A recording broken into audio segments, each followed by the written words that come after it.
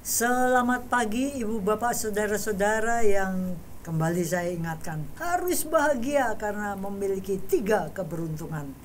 Yang pertama harus bahagia karena beruntung terlahir sebagai manusia. Yang kedua harus bahagia karena beruntung bertemu Dhamma, kenal Dhamma, mempraktekkan dan memanfaatkan Dhamma dengan baik. Dan yang ketiga harus bahagia karena beruntung masih hidup, masih punya kesempatan untuk bekerja sebisa-bisanya, sebaik-baiknya untuk mumpung masih bisa cari pesangon sehingga kita naik kelas besok kalau pindah alam harta kita yang dibawa banyak. Terimalah salam Dhamma dan Namo Buddhaya. Hari ini seperti biasa masih kita berada dalam alam yang sama di studio Samwika.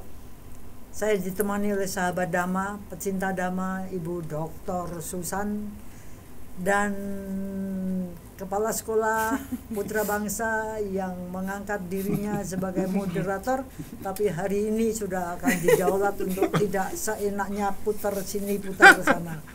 Ya, Ibu Bapak Saudara-saudara, pada bulan Oktober ini kita merayakan beberapa hal, memperingati beberapa hal. Bu Susan tadi mengatakan kita memperingati kesehatan mental, kemudian ada Sumpah Pemuda, ada Angkatan Bersenjata, Kesaktian Pancasila ya? Kesaktian Pancasila. Iya, banyak loh. Ada Angkatan Bersenjata. Banyak ya. Gitu. Jadi coba kita lihat kita ini memperingati apa masing-masingnya. Iya, betul. Jadi Ibu Bapak Saudara-saudara, pembicaraan kita pada hari ini akan sangat menarik karena kita menceritakan peringatan apa saja yang menimpa masing-masing diri kita ini untuk kemudian mengadakan perubahan di dalam hidup, seperti tadi yang nomor 2 bahagia karena ketemu Dhamma. Bertemu dengan Dhamma itu merupakan sesuatu yang kayaknya sepele, tetapi bisa kita lihat bahwa banyak orang yang sebenarnya ketemu tapi ternyata tidak mengambil manfaat. Jadi seperti jalan tapi enggak ada kontak mata gitu ya. Oleh sebab itu kalau kita kebetulan ketemu Dhamma, kontak mata, kenalan, hai apa kabar, apa yang bisa kita apa yang bisa saya pelajari dari Dhamma yang luar biasa ini, itu sesuatu yang menurut saya salah satu mujizat di dalam kehidupan, khususnya saya pribadi, karena mengenal Dhamma dan kemudian mau merenungkan, memikirkan, dan kemudian ngolah alik untuk menganalisa kelihatannya apa yang terjadi sesudah saya serius mempraktikkan Dhamma. Itu kok rasanya seperti membalikkan gelap menjadi terang gitu ya. Tapi tentu saja hal yang bisa mencapai kesadaran bahwa aku adalah orang yang berbeda setelah kenal Dhamma. Pandangan-pandangan salah yang dulu aku pegang seumur hidup saya 40 tahun sebelum kenal Dhamma, ternyata berbalik menjadi pandangan benar. Itu kok rasanya kok sungguh mencerahkannya, sungguh membebaskan. Tetapi kalau saya bicara tentang bagaimana pandangan salah ini menjadi pandangan benar, tentu saja itu amat sangat menarik kalau bukan saya duluan yang cerita. Mari kita dengarkan bagaimana moderator kita yang biasanya lempar sana, lempar sini, kita daulat untuk memberitahukan bagaimana dia mendapat satu mutiara dalam kehidupannya. Jadi kisah ini kisah pertobatan gitu. saya malah saking banyak pandangan salah ini, saya minta bantuan Bulani, kebetulan yang paling dekat yang bisa melihat perubahan apa sih yang terjadi pada diri saya. Kalau kita mau bahas tentang ada perubahan dari sesuatu yang salah menjadi benar, dan itu teraktualisasi dalam perilaku atau cara pandang atau cara bersikap. Barusan saya juga diberitahu bahwa dulu saya ini katanya emosinya tinggi gitu ya. Karena kalau diulik-ulik dasarnya karena merasa Pinter. semua orang salah dan saya yang benar. Padahal seiring waktu pemahaman tentang bahwa saya juga banyak belajar dari diskusi-diskusi yang berkembang di Dharma House, bahwa pertama prinsip kebenaran itu ada di luar sana, dan kalau kita mau membuka mata untuk bisa menerima, open minded untuk menerima, kita bisa melihat bahwa kebenaran itu betul-betul ada di sana, dan kalau kita mau renungkan itu ternyata juga satu kebenaran. Itu satu. Yang kedua, yang Contoh. paling dicintai itu diri sendiri. Contohnya, kalau kita beda pendapat, jangan-jangan kita terlalu mementingkan kepentingan diri kita, memandang ego kita atau diri kita yang paling tinggi, sehingga kita menutup telinga, mata untuk melihat kebenaran yang disampaikan oleh orang lain. Padahal situasi yang sama, contohnya umpamanya tentang satu kegiatan yang kita mau lakukan, pendapat orang tentang kegiatan ini kalau diadakan dengan lokasi di A, ini oke loh. Kita pindah ke lapangan ini. Dengan pertimbangan lebih luas, lebih sejuk. Kalau dulu mungkin saya akan menentang itu karena ini merasa tidak sesuai dengan rencana awal. Rencana awal sudah disepakati ini di lokasi B. Dengan pertimbangan juga yang sudah ditentukan. Tapi karena mungkin ada ego, ada pandangan bahwa ini sudah jadi keputusan yang sudah diputuskan, kebenaran-kebenaran tentang fakta bahwa tempat itu lebih lega, itu lebih luas, itu jadi tidak mau dilihat. Mengancam harga diri ya. Sehingga yang muncul adalah reaksi emosi, perdebatan yang tak berujung, dan dalam tanda petiknya runtuh, lupa diri sehingga tidak bisa menempatkan diri. Saya sendiri sama Bulani pernah cekcok besar urusan seperti itu ya.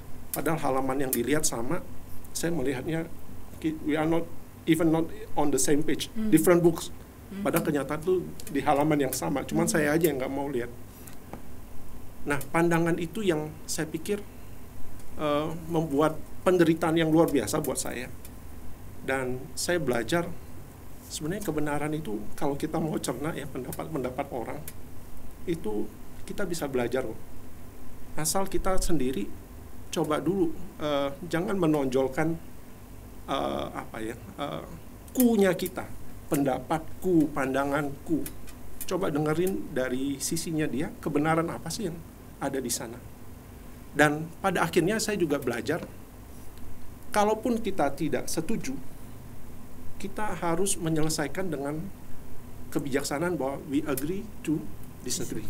Cuman satu hal, tetap kita aja setuju untuk tidak setuju. Kita sepakat. Ya, tapi tanpa pertikaian, yang pada akhirnya kita harus sadar bahwa keputusan apapun yang dipilih, kita lihat tujuannya untuk hal yang apa yang mau kita capai bersama.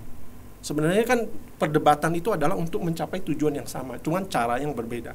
Dan cara siapapun itu boleh-boleh saja. Nah, saya pikir perubahan besar yang saya belajar nih sampai hari ini juga tidak selalu mulus untuk dilakukan sikap-sikap seperti itu. Cuman kalau kita latih terus-menerus, situasi perdebatan atau beda pendapat itu tidak jadi masalah sekarang. Jadi ringan aja. Ya ada kebenaran kok, tujuannya sama. Gini Pak Adi, saya tuh justru pengen tahu gini ya.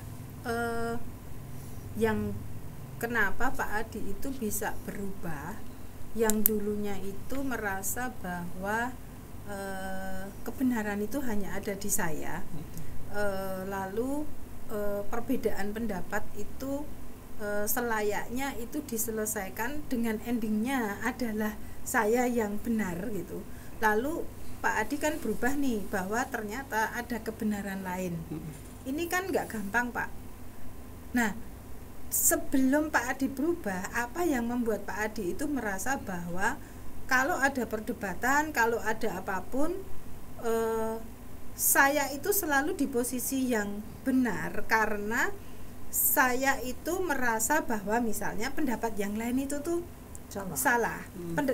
Pendapat atau interpretasi orang atas peristiwa yang sama itu nggak tepat. Sementara saya merasa saya yang paling tepat gitu kan.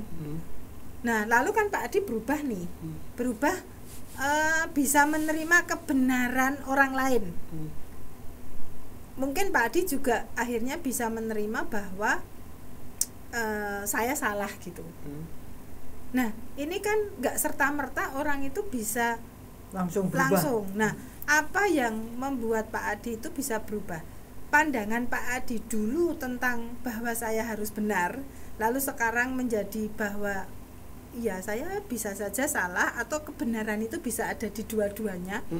Nah, itu perubahan apa sih di dalam diri Pak Adi sehingga kok muncul aha macam itu? Karena itu nggak gampang loh Pak. Ya ini saya merasa sangat berterima kasih karena sekarang yang jadi moderatornya kelihatannya susah. Dan saya jadi pasien. Saya jadi pasien. Kayaknya yang bisa saya gunakan momen yang saya alami untuk menjawab pertanyaan Ibu, perubahannya apa ya? Perubahan itu terjadi ketika saya merasa kebenaran terhadap satu fakta itu yang satu hal yang kita lihat bersama-sama, ini fakta nih. Ini cekcok yang saya tuh dulu suka orang-orang di sekitar saya tuh ngomong Bu Endang kalau sama Bulani itu cekcok sampai berpanjang lebar, pingpong itu bisa tahan. Perubahannya adalah ketika saya tahu bahwa sadar posisi saya bahwa saya ini anak muda yang pengalamannya kurang kalah banyak dari orang tua. Pemahaman secara kognitif kalau menurut saya Bu, yang saya kasih dalam diri saya. Dan saya kasih catatan juga, sikap saya, respon saya terhadap ketidaksetujuan terhadap satu pendapat itu saya tidak akan sekarang ini secara pandangnya saya tidak perlu setuju dengan pendapat kamu, tapi saya bisa paham kalau kamu berpendapat demikian, karena kamu punya cara pandang demikian. Jadi tidak ada hard feeling. Yang itu mah urusannya nanti resikonya ya akan ditanggung di pihak sana kok. Ya udah siap aja. Jadi kebijaksanaan itu muncul, saya pikir momennya gara-gara tahu diri lah. Oh, saya tuh kalah bahasa Jawa, kalah au. Satu. Terus ternyata masih banyak, saya pikir lagi kalau mau ideal pakai bahasa spiritual, ego ya. Egonya kayaknya kalau dibodoh-bodohin, dijatuh-jatuhin, ya memang melakukan kesalahan gitu aja. Jadi saya menerima apa yang pantas saya terima karena saya melakukan sesuatu yang pantas saya dapatkan apapun itu. Jadi lebih ngerti buah karma gitu ya. Buah karma. Ya. Lebih bisa menerima. Iya. Saya pikir itu yang jadi titik balik. Dan saya pikir juga penting buat semua anak yang ada di posisi sebagai anak di rumah ya. Bahwa tahulah diri bahwa kita menempatkan diri di lingkungan mana. Ini kayaknya saya nggak tahu ya, agak beda dengan saya, Bu. Karena sebetulnya saya tuh punya hal yang mirip Pak Adi ya. Kalau di 2 minggu yang lalu saya bicara tentang Atta, lalu saya berusaha Atta ketika saya itu tidak mendapatkan excitement lalu tiba-tiba sedih, itu ternyata saya kehilangan Atta toh. Kayaknya problem saya itu memang akarnya itu di Atta. Nah, saya tuh mengalami hal yang sama dengan Pak Adi gitu. Saya tuh punya pandangan bahwa kalau saya itu salah, kalau saya itu bukan orang yang bisa memenangkan suatu perdebatan gitu. Saya juga orang yang tidak bisa menunjukkan bahwa saya itu lebih pinter dari orang lain, itu I'm nothing. Perasaan itu ada bahwa I'm nothing kecuali bisa Iya, menang. itu. Nah, sehingga sebelum saya tahu Dhamma bahwa Atta itu menyesatkan, Atta itu bisa membuat saya itu menderita, saya merasa saya tidak ingin dipermalukan. Nah, siapa sih sebetulnya yang mempermalukan? Nah, saya merasa kalau saya sampai kalah dengan orang lain itu saya malu. Dan kadang-kadang saya merasa orang lain itu, jadi saya menuduh ya, itu mempermalukan saya. Ini jeleknya tuh bukan hanya saya merasa malu, tetapi saya kadang-kadang merasa ketika berdebat itu saya jadi jengkel dengan Pak Adi, dengan Bulani misalnya, apalagi kalau perdebatan kita tuh dalam rapat yang dilihat banyak orang, itu saya tuh bisa aja semakin bukan hanya malu tapi merasa Pak Adi itu mempermalukan saya. Lalu saya jadi jengkel sama Pak Adi, sakit hati gitu. Dan itu bisa berhari-hari, bisa kayak nightmare ya, karena itu kayak intrusif Bu, kayak menyerang pikiran saya gitu. Nah, lalu setelah saya banyak belajar Dhamma ya, entah dari membaca buku-buku yang diberikan Bulani atau ngobrol dengan Bulani, Bu Endang di Dharma House ini ya, itu saya itu menemukan bahwa pandangan bahwa bodoh itu memalukan itu tuh kuncinya ada di Atta. Nah, sehingga akhirnya pandangan bahwa Atta itu segala-galanya itu yang menurut ajaran Dhamma, Atta itu sumber penderitaan. Itu tuh saya jadi gini, itu ya, tetapi kenapa selama ini saya berjuang untuk Atta itu gitu. Konyol ya. Nah, lalu ketika saya merasa bodoh itu Oke. efeknya apa sih untuk hidup? Untuk hidup saya. Dikira orang lain saya dokter yang nggak berkualitas tuh, efek untuk hidup saya itu apa? Dan efek untuk hidup orang lain itu apa? Ketika saya itu memang bodoh gitu loh. Sudah belajar lagi. Ya, kenapa saya harus mempertahankan saya pinter? Lalu saya mencoba eksperimen. Saya itu kan suka eksperimen dengan diri sendiri. Suatu saat saya itu ada diskusi gitu, dan itu di depan banyak orang juga. Lalu pendapat saya ini atau interpretasi saya ini memang kurang tepat, bukan sama-sama benar, tapi memang saya salah gitu ya. Nah, lalu saya belajar untuk menerima bahwa memang pendapat saya itu tidak akurat, saya kurang data, saya asumsi saya itu kurang berdasar sehingga kesimpulannya meleset gitu ya. Saya mencoba mengakui itu explicitly di depan orang banyak. Apa yang saya dapat? Ya nggak apa-apa tuh. Maksudnya dunia nggak kiamat.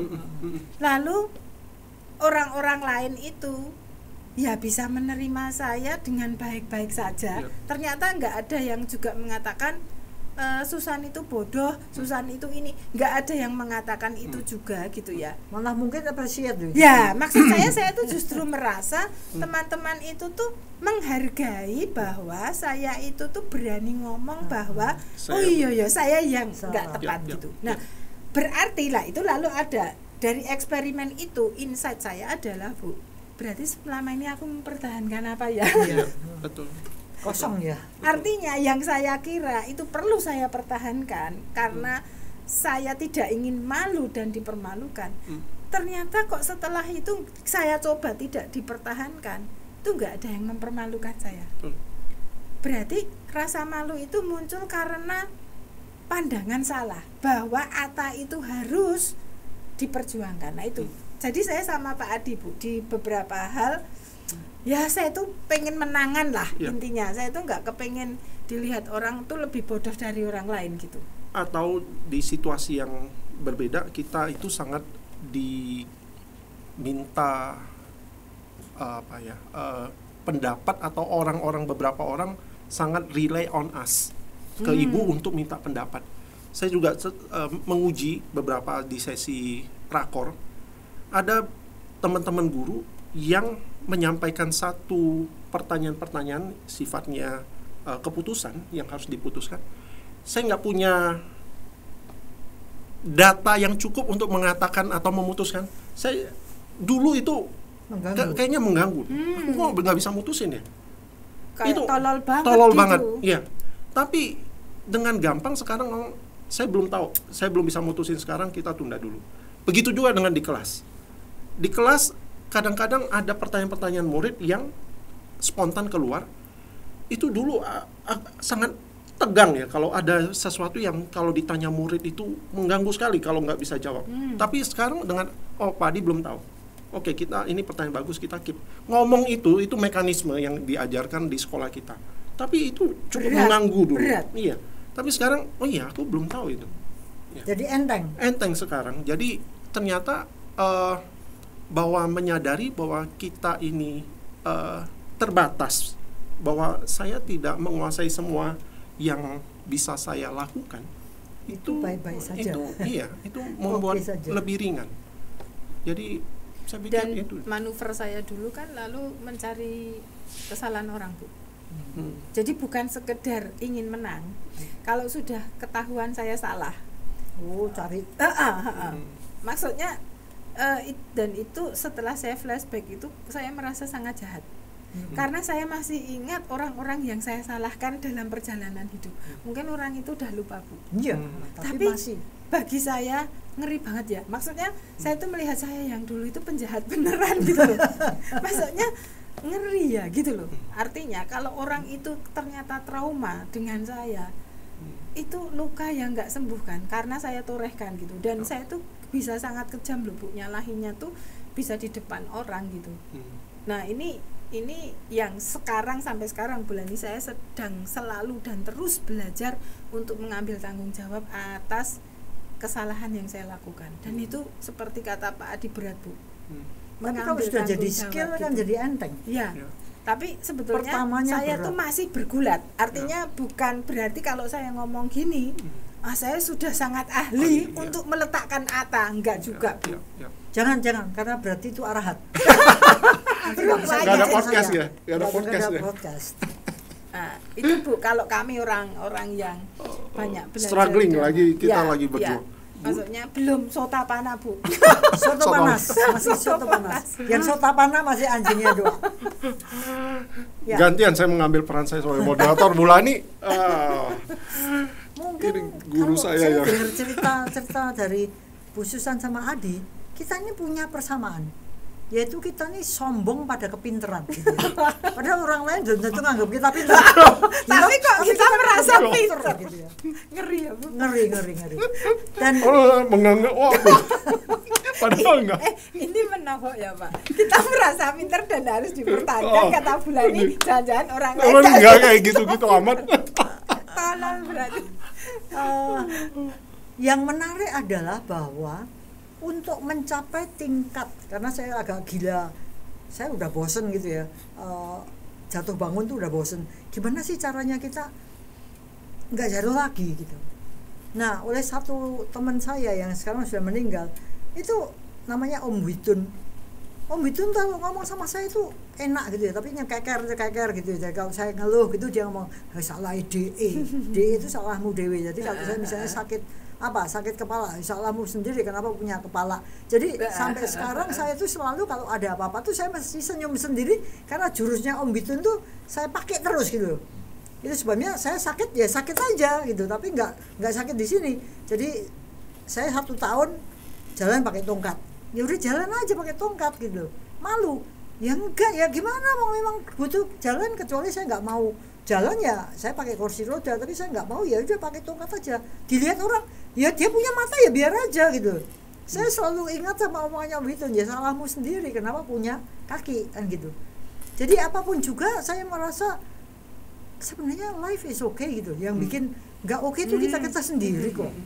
Nah salah satu yang menurut saya itu kemajuan saya itu melejit gitu ya, itu hubungannya sama Atta. Memang Atta itu memang luar biasa keakuan itu, karena dari kecil kita berada dalam society masyarakat yang menganggap jadi wong yang terpandang kan gitu loh. Itu kan Attanya yang dikembangkan, akunya jadi orang tuh jangan kalau orang Jawa ngomong kewirangan, memalukan itu kan kayak mau orang bunuh diri itu. Kewirangan itu apanya yang terkena? Attanya kan. Aku dipermalukan. Emangnya wong kita yang nggak punya malu beneran sebenarnya. Kita aja yang menganggap itu memalukan. Kalau orang lain ngomong ya biasa tau, nggak ngerti kok. Kenapa? Saya masih ingat Adi itu dulu pertama-tama jadi guru 17 tahun lalu 2006. Itu kalau bikin PPT itu kecil-kecil gitu loh. Lah saya kalau di belakang kan nggak bisa lihat. Saya tuh ngomong dengan spontan dan saya merasa omongan saya tidak salah. Saya ngomong PPT itu dibikin untuk menerangkan. Tapi kalau PPT-nya seperti ini itu menggelapkan. Orang-orang ketawa kan, karena bagi saya menerangkan itu lawannya menggelapkan. Dan itu memang kebenarannya gitu. Dia merasa ngamuk, mempermalukan tadi misalnya gitu. Saya hanya bingung loh, yang mempermalukan tuh di mana? Saya nggak bisa tahu. Tapi bagi dia ya beneran sakit hati bener loh, karena pinter kok dianggap menggelapkan. Padahal ya benar-benar menggelapkan kan, tapi nggak bisa terima. Jadi pandangan benar itu ketutup karena Atta yang dipahami dengan ngawur itu tadi. Itu bagi saya tuh, aku pun seperti itu loh kalau aku tidak hati-hati. Saya tuh senangnya dengan diri saya adalah saya tuh belajar itu mengambil manfaat gitu. Saya nggak mau rugi ya. Saya melihat sesuatu yang dilakukan orang bagus tuh. Aku harusnya juga bisa seperti itu. Apa yang bisa aku lakukan ya? Orang nggak baik. Waduh itu bahaya itu kan gitu. Aku jangan sampai kayak gitu ya. Supaya jangan sampai melakukan itu, aku harus gimana? Itu saya paling senang dengan hidup saya itu, sifat itu benar-benar bermanfaat. Nah suatu ketika ngomong-ngomong soal Atta, saya mulai mikir tentang Atta. Kenapa kok Atta itu kok habis di 10 ya? Pada waktu Arahat itu baru Atta itu hilang. Padahal Sotapana yang saya diajari Om Bitun, Lan, kowe berjuang Sotapana pada kehidupan ini. Pada kehidupan ini. Raih itu Sotapana. Enggak usah besok-besok gitu loh. Itu baru jaminan bahwa kita nggak akan turun. Loh, kan saya kan gitu ya Om. Loh iya, mulai belajar lah Sotapana itu apa. Ternyata nomor satunya sudah mulai mengenal bahwa Atta itu sebenarnya nggak ada. Itu cuman khayalan, itu cuman moha, itu cuman delusi. Kita aja yang Atta aku apa? Tanahku, pakai sertifikat. Lah tanah sama sertifikat tuh bedanya jauh banget tuh. Tapi kalau apa kita bisa gara-gara kurang 1 meter dari kita bisa berantem sampai mati, kamu merampok. Hal-hal seperti gitu tuh semuanya Atta. Saya mulai mikir, wah kalau caranya kayak gini PR saya kan banyak banget. Kenal bahwa Atta itu sebenarnya aku itu enggak ada. Terus sini hilang. Waktu saya Singapura saya tanya, untuk mencapai Sotapana kan tahu bahwa Atta itu enggak ada. Kenapa kok di nomor 10 kok ada lagi? Dijawab sama profesornya, pada waktu kamu mencapai tingkat Sotapana, yang hilang itu baru ide. Ide bahwa Atta itu enggak ada. Tapi kita belum nembus. Bagi saya itu mencerahkan. Segitu ya hebatnya. Atta itu nyengkerem. Kita kanker aja udah ngomongnya udah hands up. Atta tuh lebih lagi tuh. Jadi kalau aku nggak hati-hati terhadap Atta, nggak bisa aku menempuh sampai meningkatkan diri itu sulit. Nah kemudian mulailah hati-hati, mulai melihat ke dalam diri dan saya mulai lihat, iya ya. Kalau saya lihat cantik saya sama Bu Susan cantik saya, kenapa ya saya kok langsung melambung tinggi? Saya lihat Bu Susan, oh aku nggak secantik Bu Susan, kenapa ya saya minder? Enggak, sama Adi pinter aku, kenapa kok saya happy-nya setengah mati? Saya puas sama Adi tiba-tiba baik. Nanti kalau saya kalah sama Adi, kenapa saya kok sebel sama Adi? Itu hal-hal sepele gitu kan, saya melihat dalam diri sendiri. Oh bener, yang dikatakan Buddha itu bener-bener betul, bahwa Atta ku ini jahatnya beneran jahat bener. Makanya saya mulai melihat Atta ini larinya kemana? Larinya kemana? Yang paling kasar itu adalah kesombongan. Ya, itu kasar banget dan menurut saya kelihatan dalam diri saya sendiri, saya melihat dengan sangat jelas. Jadi Atta ini, makanya saya bayangkan itu kayak pendulum, tali, ini tali Atta. Di sini toeng. Ini kalau saya lebih dari orang lain, namanya sombong. Kalau kurang dari orang lain, namanya minder. Berarti sebenarnya sama dong. Sama. Cuman ganti toeng. Tapi talinya ini Atta. Itu saya kaget. Dan ternyata sombong dan minder itu sama. Cuman goyangnya di tempat. Lebih kurang. Nah kemudian saya lebih melihat diri saya sendiri dan itu yang saya lihat. Begitu saya lebih dari orang lain, pikiran itu manis. Begitu saya kurang dari orang lain, pikiran itu pahit. Senyum saya juga beda. Gimana? Enggak apa-apa ya, enggak apa-apa. Saya dapat 10, kamu dapat 4 kok. Enggak apa-apa. Coba saya dapat 4, Bu Susan dapat 10. Ngomongnya gimana? Tadi nyontek. Enggak apa-apa, aku dapat 2. Seperti itu. Jadi melihat hal gitu, saya melihat konyolnya saya dalam kehidupan bahwa saya ini seringkali sombong, seringkali minder. Dan itu kan sebenarnya enggak perlu, karena kalau kita sudah melihat as it is, nah itu saya sebenarnya tuh ini jurus-jurusnya tuh misalnya ABC luasnya A kuadrat plus B kuadrat sama dengan C kuadrat itu kan 90 derajat. Lah kalau enggak piye? A BC plus 4AB misalnya gitu ada jurusnya sendiri. Maka saya mau mulai melihat bahwa Dhamma ini merupakan jurus yang rumusnya itu berlaku untuk semua aspek. Dan membuat saya merasa aku ketemu luar biasa. Seperti apa ya? Mukjizat yang menguak semua tabir rahasia gitu. Rasanya tuh kayak gitu. Senangnya tuh kayak gitu. Yes. Maka kemudian lebih hati-hati terhadap sombong. Dan itu begitu kita tangkap. Menurut Dhamma kan semuanya anicca. Apa ya bener? Bener Bu. Kalau kita ndak ngapa-ngapain, ya udah. Rasa yes. Contohnya Pak, ketika dipuji, oh Bulani hebat sekali ya. Kemarin ininya pidato. Ya, saya lihat diri saya sendiri gimana. Kalau awal-awal dulu kan, kan gitu. Ya saya belajar dari Bulani waktu ngomong-ngomong sama Bulani. Tapi kalau kita nyadari bahwa ini ada kesombongan loh. Dokter belajar dari Bulani, ngerti enggak? Bulani itu saya saudara. Hal kayak gini lama-lama begitu disadari itu turun, itu benar-benar betul. Jadi kalau ngetes itu gampang banget. Ngetes itu gimana? Dengar Bu Susan ngomong-ngomong memuji saya gimana? What kind of mind Am I bringing? Pikiran macam apa yang aku miliki pada waktu saya dengar itu? Pertamanya kan seneng banget tuh. Tapi kalau udah lama dia mati, itu kan tidak penting lagi. Ya cuman waktu itu dia belajar dari aku, tapi kan ya sudah itu udah lewat. Atau misalnya dicaci dan dipuji, itu kan sebenarnya kan sama.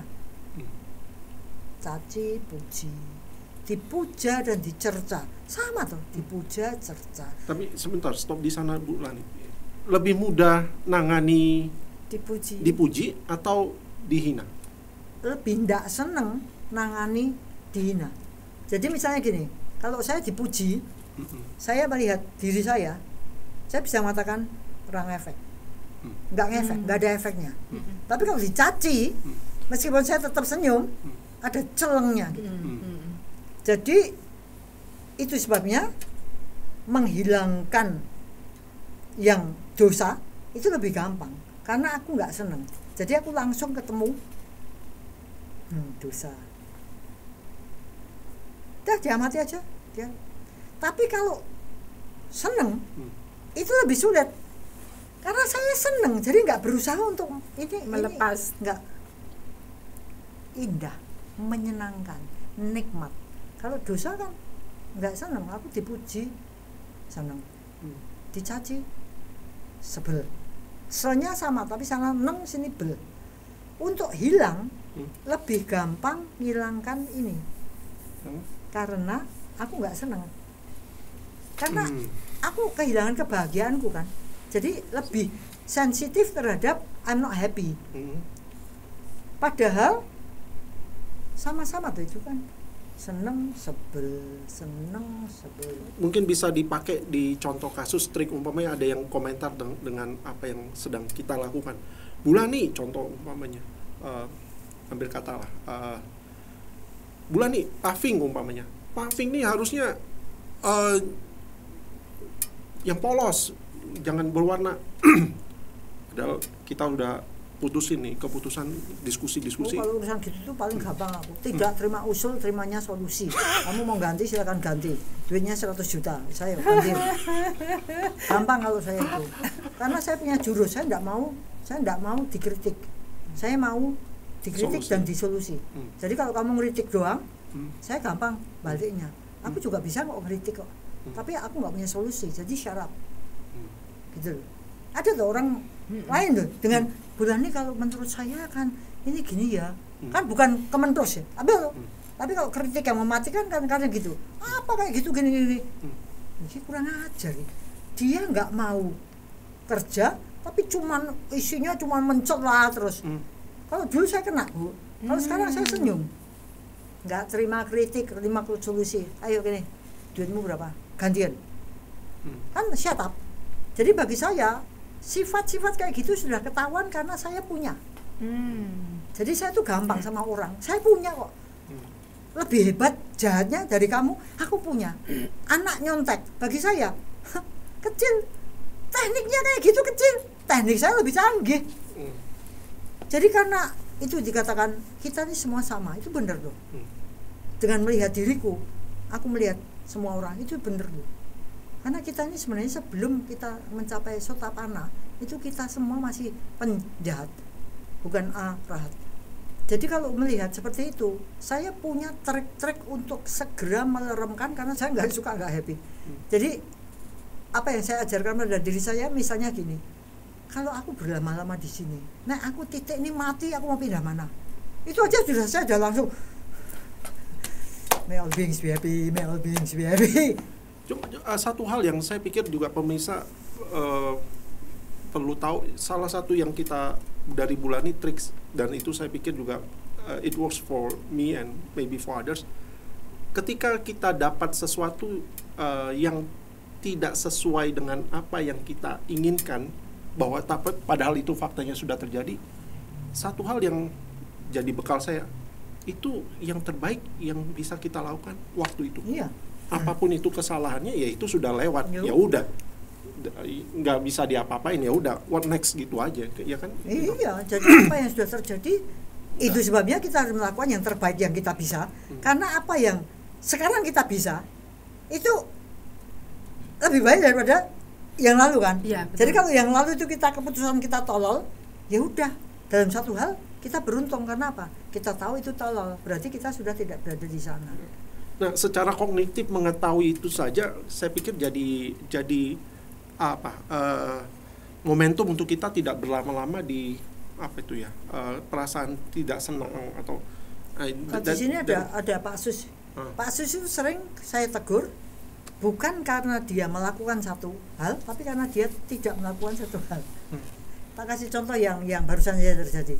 Saya ngomong sama Pak Sus, saya nanti didampingi ya. Jadi Pak Sus karena yang bikin PPT itu kan Pak Sus, dan saya percaya banget sama dia. Jadi waktu saya tampil, Pak Sus yang operate. Ya, tapi Pak Sus ini orangnya tuh sangat tahu aturan gitu ya, sangat lembut, sangat halus, makhluk halus gitu ya.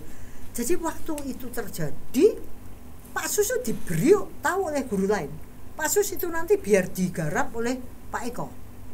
Dan karena Pak Sus itu baik hati dan nggak berani nentang, ya gitu ya Pak. Dia nggak salah, tapi ya nggak ada yang salah toh. Wong saya ya nggak ngomongin orang lain bahwa itu nanti yang nangan Pak Sus. Tapi bayangan saya kita sudah sehati. Jangan diomongkan sama istrinya Pak Sus ya. Sudah sehati dalam pengertian pada waktu ini di on kan Pak Sus loh, karena Pak Sus yang tahu. Jadinya Pak Sus nggak ada, bener it goes wrong, berulang gitu. Jadi karena teknologi itu kan diganti sedikit aja udah kacau kan bisa. Lah begitu saya tahu, saya langsung loh Pak Sus nggak ada. Loh Pak Sus kemana tadi kan? Ini kan sudah macam lah tadi ngerti ya. Ya sudah kalau titik itu terjadi ya sudah. Tapi kemudian saya stop. Tolong Pak Sus ini gimana? Udah supaya tidak berjalan lebih buruk. Tapi hal begitu itu ada hubungannya dengan what kind of mind am I bringing? Pada waktu itu saya ada apanya gitu loh. Kalau saya marah ngomong ndak karuan kan terjadi karma buruk yang baru. Tapi kalau saya gimana tuh nih? Ini caranya gimana supaya benar? Semuanya dibaris lagi. Jadi hal seperti gitu tuh latihan ya. It goes with practice. Makanya kalau urusannya dengan sombong dan minder, sekarang saya benar-benar nggak ada urusan dengan sombong dan minder. Karena saya tahu itu sama. Jadi kalau orang ada yang minder saya ngomong, kamu tuh jangan sombong. Dia bingung. Saya tuh minder saya nggak sombong. Loh, kamu belum ngerti bahwa itu one coin sama. Koin yang sama cuma kamu lihat dari sini. Jadi kalau kamu bisa minder, berarti kalau kamu ketemu yang kamu lebih, kamu pasti sombong. Dan itu bagi saya membebaskan ya. Karena begitu saya minder, berarti kesombongan saya siap untuk menerkam. Begitu saya ketemu situasi di mana saya lebih, saya pasti sombong. Maka saya latihan untuk ini, balancing ini. Jadi kalau saya lebih ya kenapa sih? Muncul jurus lain, 4 usaha benar. Jadi saya merasa hidup saya itu enak gitu. Jurusnya itu banyak yang bisa saya pakai dengan sangat jos gitu. Sehingga keterampilan ini lama-lama jadi enteng gitu. Jadi seperti Pak Adi ngomong, lama-lama ya nggak apa-apa ngakuin, saya belum tahu ya, nanti Pak Adi cari dulu. Nggak apa-apa tuh, kenapa? Tapi kalau kita omongnya jangan tanya macam-macam, karena kita kan tersinggung. Itu kan jadi nggak karuan. Nggak ada latihan untuk diri sendiri, nggak ada latihan untuk anak, nggak ada latihan untuk situasi. Kalau kita sudah ngerti bahwa kita ini belum loh, kita ini sehebat apa toh, cuman sebagian, itu pun cuman sedikit, itu kan sudah enteng. Saya nggak bisa sombong setengah mati. Kalau dicela orang ya biasa toh, memang saya tuh ada yang dicela. Kalau dipuji orang ya biasa toh, ada yang dipuji. Jadi sudah lebih gini loh. Tapi karena saya belum sotapana, saya tetap masih bisa. Tapi sudah enggak gitu. Ya, enggak, ini deviasinya itu enggak jauh enggak, gitu enggak. kan. Maka dalam hal itu sungguh satu yang menyejukkan dan satu mencerahkan kalau kita ngerti sombong, minder itu sama digerakkan oleh Atta. Wah, itu enak banget. Jadi kenapa saya menganggap mendapat permata ya dari drama itu, semua yang kita alami itu ada jurusnya dari Dhamma gitu. Dan Dhamma itu bukan sesuatu yang brocat, bukan yang benjo, bukan yang itu, tapi benar-benar bulat gini loh, holistik. Mau apapun juga, nggak ada salahnya. Jadi nggak konflik. Kalau dulu kan saya konflik. Katanya, misalnya aja yang sepele, katanya kita ini ciptaan Tuhan. Jadi saya ketemu sama orang yang, saya ini ciptaan Tuhan, mengapa menciptakan saya seperti ini? Kan juga bingung toh. Tapi kalau Dhamma kan enggak bingung loh. Kamu diciptakan itu kan bukan ada kadabra terus ada. Kamu diciptakan itu dalam proses. Karena ovum ketemu sperma, kemudian ininya sama, genetika DNA masuk segala macam, kesadaran masuk, kesadaran ini punya atribut yang dari kehidupan lampau. Jadilah kamu. Kok kamu nyalahkan Tuhan kenapa? Semua ya terjadi demikianlah adanya. Selesai. Jadi di batin saya itu enggak konflik gitu. Oh dulu kan konfliknya banyak sekali. Mintalah maka kamu akan diberi. Saya minta setengah mati enggak diberi-beri. Padahal saya cuma minta kembalikanlah papiku padaku. Lah udah mati kok suruh kembali. Kalau kita Dhamma kan ya gimana, apapun yang muncul mesti lenyap. Bisa lahir ya mesti bisa mati. Waduh. Jadi ngerti maksud saya? Jadi kenal Dhamma dengan segala macam yang kanggo gawe, yang ada manfaatnya. Itu luar biasa gitu. Jadi saya mau sombong buat apa? Sombong itu cuma ada 2 jurusnya. Kamu sudah punya baik. Ya udah kembangkan, enggak usah sombong. Kamu tahu baik tapi kamu belum punya. Ya belajar sana toh. Enggak usah minder. Jadi kan loh, tiba-tiba tuh enggak ada penderitaan itu. Duh, penderitaannya dari mana? Sombong itu kan ketemu yang lebih, saya jadi minder. Minder ketemunya dari yang saya lebih, saya sombong. Kan kayak roller coaster. Tapi kalau kita, aku belum tahu tuh, ya Bu Susan tak tempelin terus, Bu, aku Bu, seten ya Bu. Kok gelemen seten? Ya, aku pengen belajar salah Bu Susan kok ngizinkan aku. Nah itu kan hal seperti gitu kan, orang lain heran kok kamu kok logikamu. Lah ya aku ngomong sama Bu Susan, Bu aku mau ikut seten, salah Bu Susan kok mengizinkan. Bu Susan sendiri ditanya kan ya punya alasan, ya karena bulan ini mau belajar. Masuk saya enggak mengizinkan orang belajar. Apalagi bulan ini udah mau mati. Masuk ngei sangu mati. Masuk ngamberi sangu mati aja enggak mau. Jadi banyak hal yang tiba-tiba semuanya jadi baiknya itu. Itu yang saya merasa luar biasa. Maka kalau kita kenal Dhamma, kita enggak bisa mengambil manfaat, itu goblok beneran. Dan saya enggak mau jadi orang goblok beneran. Goblok boleh saja, asal jangan lama-lama. Justru saya demikian. Jadi pandangan salah itu kalau kita singkirkan, memang buahnya manis beneran. Ya kalau saya sih melihat juga gini Bulani, kalau kita bicara Atta ya, saya tuh bisa berubah juga karena ini Bu. Saya itu dulu merasa kalau saya itu belajar dengan baik-baik, saya itu mudah paham, berarti saya cerdas. Ini Atta ya. Berarti itu saya memang hebat gitu. Tapi setelah mengenal Dhamma, itu kan ajaran Dhamma itu begini. Kamu itu bisa paham karena kamu itu sudah nabung. Jadi bukan sekedar kamu itu cerdas, tapi itu kamu menabung perbuatan baik. Itu satu. Nah kan jadi saya nggak bisa sombong. Jadi ini bukan masalah kecerdasan, gitu. Kedua, dulu saya merasa kalau saya bisa mengajar orang dan orangnya itu mudeng, berarti aku pinter. Ternyata ajaran Dhamma mengatakan, ya orang itulah yang punya karma baik, sehingga dia bisa mengambil buahnya. Lanjut aku sombongnya karena ternyata baik saya itu berhasil mengajar atau menjadi pembelajar yang baik, itu bukan karena saya pinter, bukan karena saya cerdas.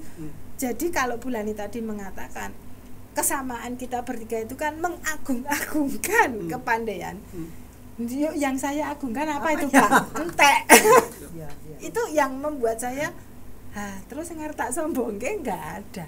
Nggak ada Nggak sama ada sekali. alasan tuh, iya. Nggak ada alasan untuk menyombongkan kecerdasan gitu menurutku.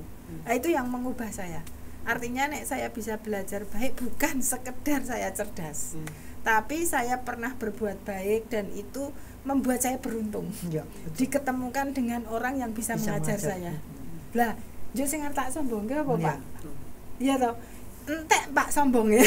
Habis ya, Habis. Kempes gitu. Karena nggak kita kasih masukan-masukan digas terus gitu. Itu pengalaman saya sih Pak Adi. Betul. Kalau ngomong tentang kesombongan dari kecerdasan, sebenarnya hari ini siapapun tidak bisa merasa lebih cerdas dari yang lain, karena selalu saya melihat ya, apalagi dengan kemajuan teknologi. Barusan tadi saya ngobrol sama Tata, itu sebenarnya pertanyaan-pertanyaan murni yang saya mau cari tahu pandangan apa yang sudah didapat oleh anak-anak zaman sekarang dari proses mereka belajar, dan bersikap bahwa hari ini itu semua orang tuh bisa jadi sumber informasi atau kita bisa belajar dari siapapun. Itu membuat kita nggak bisa bukan yang paling cerdas, Termasuk mesin ya Pak? mesin bahkan ya. Jadi Kesombongan tidak ada pada tempat. nggak ada tempat. seperti Jadi dulu, ya. tidak ada lagi tempat untuk membanggakan kecerdasan sebagai satu hal yang harus dielu-elukan. Jadi hari ini saya pikir itu sudah Jadi, harusnya masih jadi aneh kalau masih Jadi, membanggakan kecerdasan. Saya untung ya Pak. Enggak, belum telat. Kalau saya masih menggembangkan kecerdasan, saya bunuh diri Pak. Ternyata ChatGPT itu lebih cerdas dari saya. Iya. Saya bisa depresi kan Bu. Iya. Nah untungnya itu saya sudah agak berubah. ChatGPT baru muncul Pak. Muncul.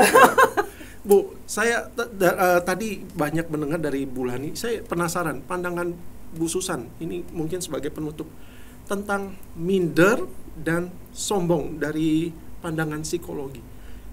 Orang tua itu bisa minder seperti apa sih? Kan sudah ini Bu Lani udah di level yang sekian nih ya, di jenjang kehidupan orang kan berjuang nih. Nah, Bu Lani udah di level sekian. Ada fenomena nggak sih orang tua itu bisa minder apa sih? Maksudnya Kalau lansia sombong ya? sih iya. Lansia Kalau ya? sombong sih kemungkinan bisa ya. Tapi kalau minder itu fenomena yang Ibu temui, bisa minder karena apa sih? Ya, karena gini, kalau lansia itu ya kalau Pak Adi mengatakan kan tabungan pengalamannya itu jauh lebih banyak ya. Terlepas dia itu pendidikannya tinggi atau rendah, tapi paling enggak itu pengalaman hidupnya tuh jauh melampaui orang-orang muda. Itu kalau sombong layak gitu. Tapi kenapa orang tua itu bisa minder gitu ya? Kalau di sekarang kita mau pakai teori psikologi Erikson ya. Erik Erikson itu mengatakan orang itu bisa minder kalau dalam perjalanan hidupnya mulai dari muda sampai dengan lansia, dia itu tetap merasa dirinya itu harus mengalahkan orang lain. Minder itu karena saya harus mengalahkan. Lah nek ra iso, lah saya minder. Kompetisi. Ya kan? Saya harus mengalahkan. Kok kalah? Kan orang minder itu karena Merasa saya kalah. harus mengalahkan dan saya nggak mau kalah. Tapi kalau kita tidak ingin mengalahkan orang lain, nggak ada mindernya Pak. Kalah ya ora Nggak apa-apa. apa-apa. Nggak perlu membandingkan Iya. keadaan dirinya Jadi dengan yang lain. mentalitasnya adalah saya selalu ingin mengalahkan orang lain.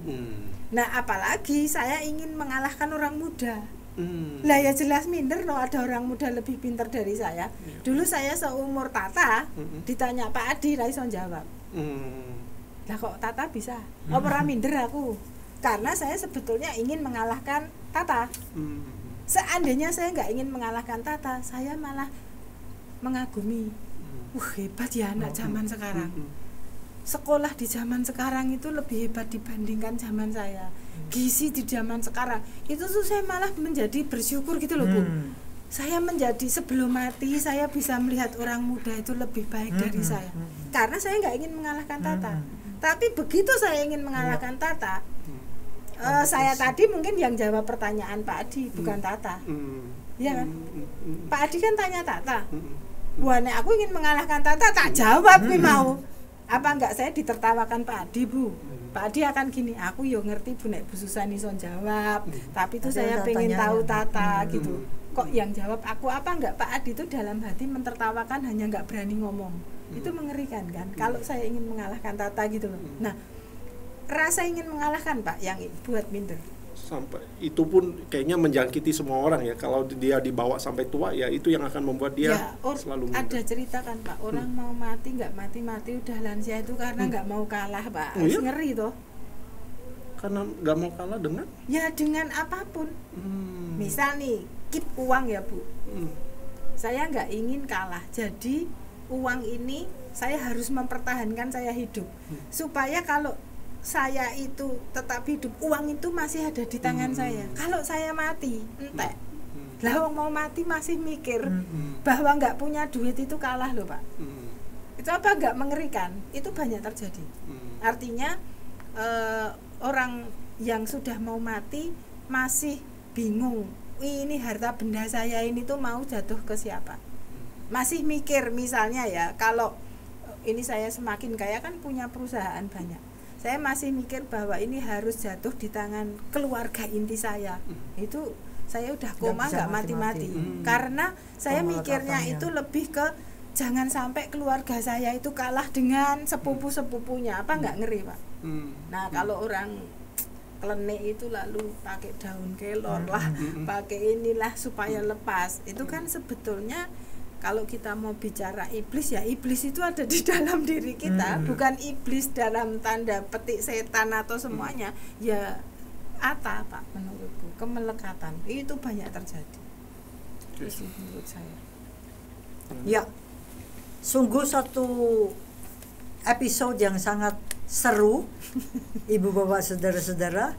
Semoga masing-masing dari kita bertanya kepada diri sendiri dengan cara kenal Dhamma, pandangan salah apa yang sudah menyingkir dan pandangan benar apa yang kita sambut, sehingga tidak percuma kita mengenal Dhamma. Semoga semua makhluk bahagia dan semoga yang terbaik datang pada kita semua. Sadhu.